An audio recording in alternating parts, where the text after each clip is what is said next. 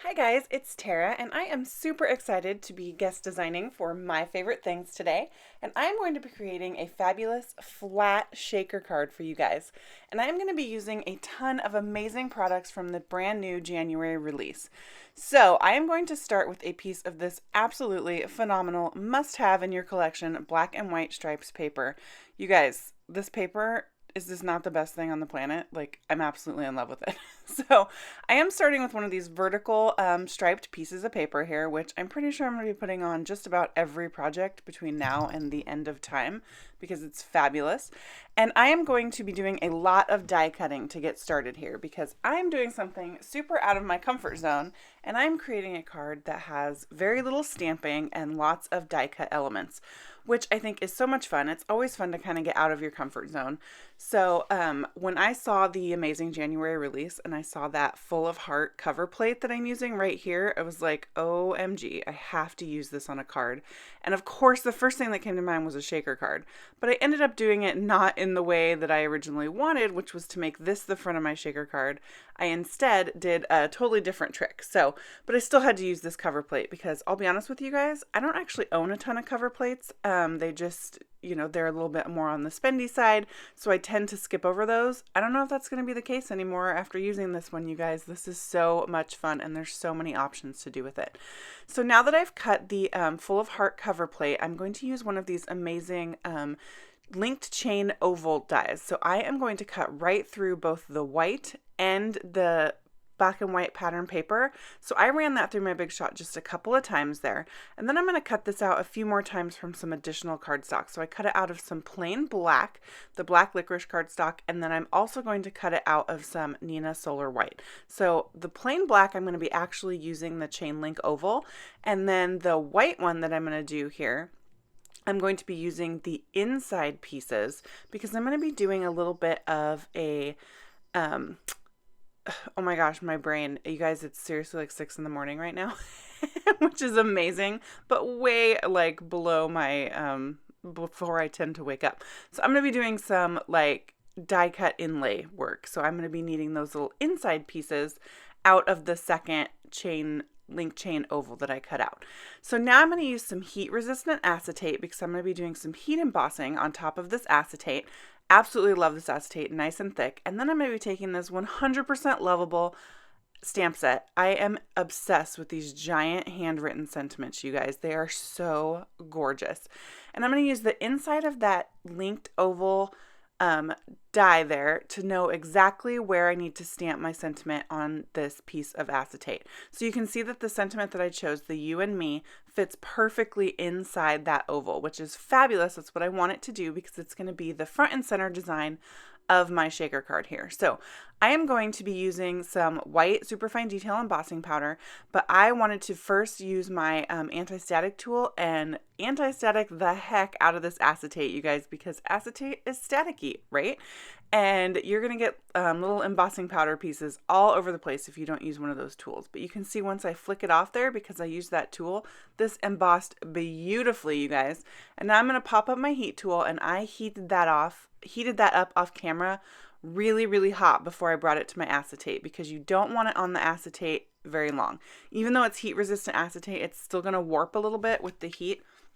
And you want to put the heat on there for as short a time as possible. So if you heat that heat tool up before you apply it to the acetate, that really helps.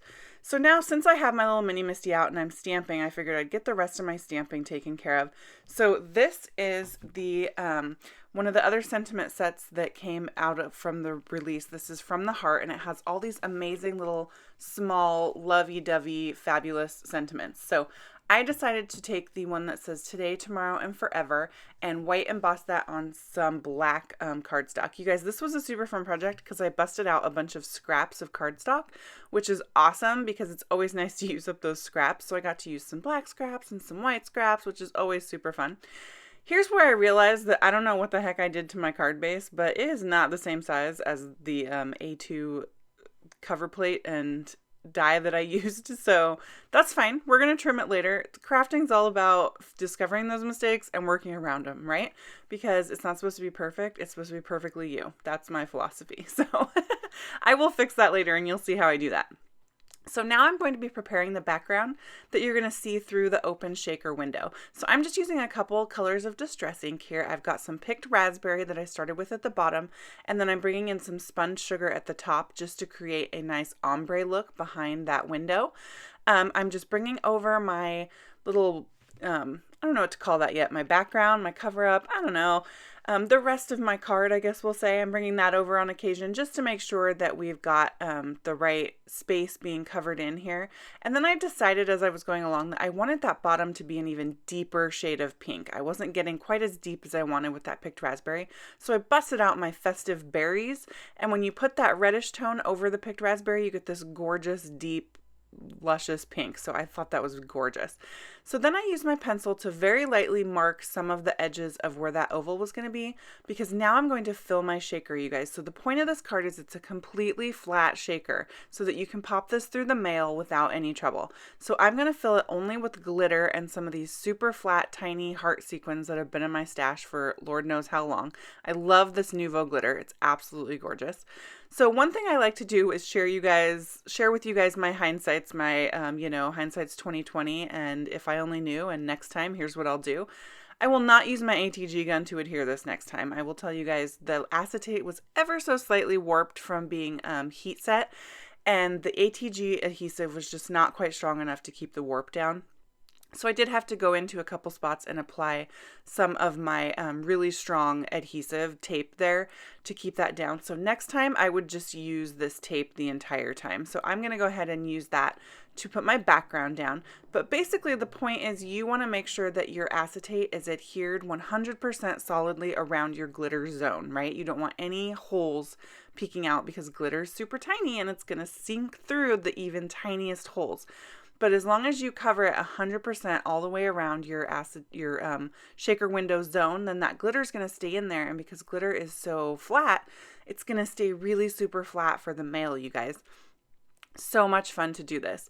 So once I got my adhesive on the back of there, I'm going to just pop that onto my card, and you can see already how gorgeous that background looks poking through. I love pink and black and white, you guys. It's one of my Valentine's go-tos. So now I'm going to start doing some of that inlaid die cutting here. So I'm just using my quickie glue pen really fast to put some glue on the back of this little super tiny chain link oval die here. Another hindsight, I probably next time would die cut this with some stick-it paper on the back of my cardstock just to make it easier, because I kind of had to go back over some areas with the quickie glue because by the time I got to one side, the other side had dried, So it would just make it easier on these super fine die cuts to run this through the die cut machine with some sort of stick-it adhesive paper already on the back, or if you maybe had like a Xyron machine or something like that to turn this into a sticker, that would work too.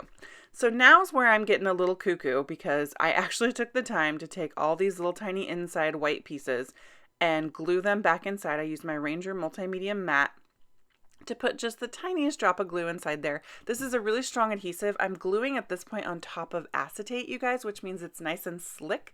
So I wanted to make sure I had a really strong adhesive, but I really think that adds a ton to the project because you have the gorgeous black and white stripes, and then you put the white back inside the black, and I just think it does so much. So now for the pièce de résistance, the absolutely phenomenal full of heart cover plate. I love this, you guys. I'm seriously in awe. Let me tell you what. I'm using my Ranger Multimedia Matte. My bottle is getting empty. You can see I'm just squeezing the heck out of that bad boy there. And I am just going to apply little dots kind of all over this cover plate, in between the hearts and then around the outside edges. And I am going to ever so carefully place this right over the top. It fits perfectly right over that oval because I die cut them both at once through my machine. So everything fits beautifully.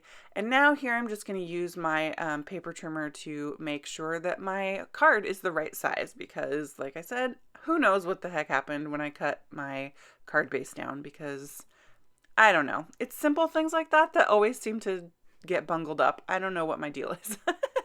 But the good news is simple things like that are easily fixed, so no worries.